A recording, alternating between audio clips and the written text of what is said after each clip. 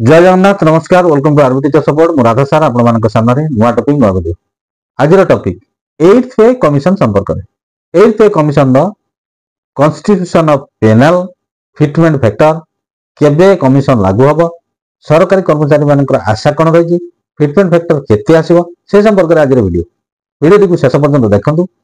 Channel टी subscribe करनथले subscribe कर notification bell on करंतु जा फल जेतेबेले चैनल अपडेट वीडियो आसीबो प्रथम नोटिफिकेशन आपन सूचना मिल जिवो वीडियो भल लगे लाइक शेयर और अधिक अधिक हाइप्स देवाई भूलु ना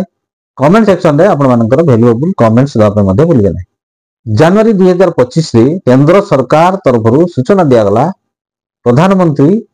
8th सेंट्रल पे कमिशन को मंजूरी प्रदान किंतु वर्तमान 2025 शेष पर्यायर पहुंची सुधा 8th पे कमिशन पैनल गठन होना कि तार नोटिफिकेशन आसी ना तो वर्तमान सरकारी कर्मचारी मन भितर अनेक आशा रही 8th पे कमिशन लागू हम सरकारी कर्मचारी से सुविधा पाइपर केंद्र और राज्य सरकारी कर्मचारी मैंने आशा बांधी बस आसो 8th सेंट्रल पे कमिशन नोटिफिकेशन फिटमेंट फैक्टर केते एवं दरमा केते हबो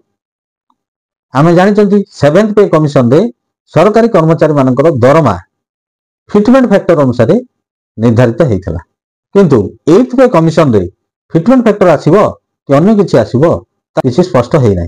जेते पर्यंत कमिशन रो पेनल नोटिफिकेशन न आछि एवं से कमिटी रो टर्म्स ऑफ रेफरेंस न आछि एवं सरकार को घोषणा न होईछि तेते पर्यंत कोनोसी कथा में स्पष्ट भाव में कहि परिबा नै जे फिटमेंट फैक्टर आसीबो कि टीए स्ट्रक्चर आसीबो कि अन्य किछि आसीबो जदि फिटमेंट फैक्टर आसे ताहाले केते आसीबो फिटमेंट फैक्टर एइटा होछि हमर गोटे आशा जे फिटमेंट फैक्टर जहा आसीबो से अनुसार दरमारे कर्मचारी मानकर परिवर्तन हो ये फिटमेंट फैक्टर होची गोटे मैट्रिक्स जो मैट्रिक्स रे कर्मचारी मानकर दरमाटा को कैलकुलेशन करा दिबो केंद्र सरकार डॉक्टर वालेस आक्रूड द्वारा प्रस्तुत आक्रूड फार्मूला अनुसार साधारणतः फिटमेंट फैक्टर कैलकुलेशन करिथांदी बा निर्धारण करिथांदी आक्रूड फार्मूला साधारणतः कॉस्ट ऑफ लिविंग अनुसार फिटमेंट फैक्टर केते आसीबो ताहा निर्धारित होता है वर्तमान समय AICPI IW index all India consumer price index जोटा कि कॉस्ट ऑफ लिविंग कौन रही प्रति मास से गोटे रिपोर्ट प्रस्तुत करुच्ची जो रिपोर्ट आधार में प्रति 6 मास सरकारी कर्मचारी मानकर डीए बा DNS allowance DNS relief pension मान निर्धारित होता है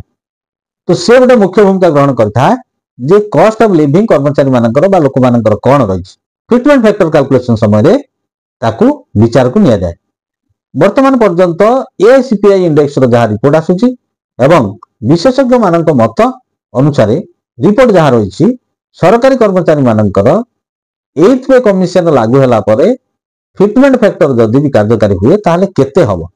रिपोर्ट आधार रे विशेषज्ञ मानक मत अनुसार फिटमेंट फैक्टर 2.0 रु 2.5 पर्यंत रहिबो तार अर्थ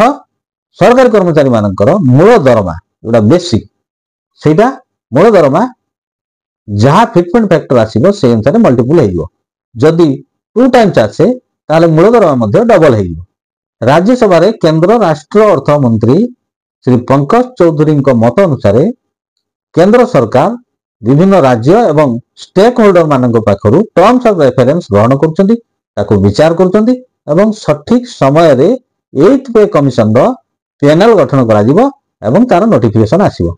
ए जो पे पैनल रही ये पे पैनल इतिहास को जब आम लक्ष्य करवा फास्ट पे पैनल कार्य करथिला 1946 रु 1947 सेकंड पैनल 1957 रु 1959 थर्ड पैनल 1970 रु 73 फोर्थ पैनल 1983 रु 86 फिफ्थ पैनल 1994 रु 97 सिक्स्थ पैनल 2006 रु 2008 सेवेंथ पैनल 2014 रु 2016 तो ये जो पैनल इतिहास को आम लक्ष्य कले जापर जे प्रत्येक पैनल को तार टर्म्स ऑफ रेफरेंस प्रस्तुत करने 2 रु 3 वर्ष समय लगी तो सही आधार में यदि 8th पे कमिशन पैनल वर्तमान पर्यंत घोषणा हो ना नोटिफिकेशन आसी ना नोटिफिकेशन आसला से अति कम 2 वर्ष समय तक लगे तो वर्तमान हो गला 2025 शेष समय तो आम अनुमान लगेगा जे 8th पे commission terms of reference report आसीबा बेलको 2027 शेष किंबा 2028 रो आरंभ हो जाइथिबो। तो जेबे भी ये पे पैनल गठन हो एवं पे पैनल रिपोर्ट आसु सरकार 8 पे कमिशन लागू करंतु सेटा 2024 जनवरी पाखरु पिछला भाव में कार्यकारी हम। तेणु 8 पे कमिशन जेबे भी घोषणा हो 2026 ठारू लागू करा जिवो एवं पिछला भाव में समस्त सरकारी कर्मचारी तार सुविधा पाइबे। आशा करी वीडियो आपण मानक इनफॉर्मेटिव हेतिबो। चैनल टी सब्सक्राइब करनथिले सब्सक्राइब कर नोटिफिकेशन बेल ऑन करन जा फल जेतेबेले चैनल अपडेट वीडियो आसीबो प्रथमे नोटिफिकेशन आपन सूचना मिल जिवो। वीडियो भल लागिथिले लाइक शेयर और अधिक अधिक हाइप्स दियंतु कमेंट्स रे निजर मतामत दियंतु। परवर्ती वीडियो पर्यंत रहउची नमस्कार बंधु जननी।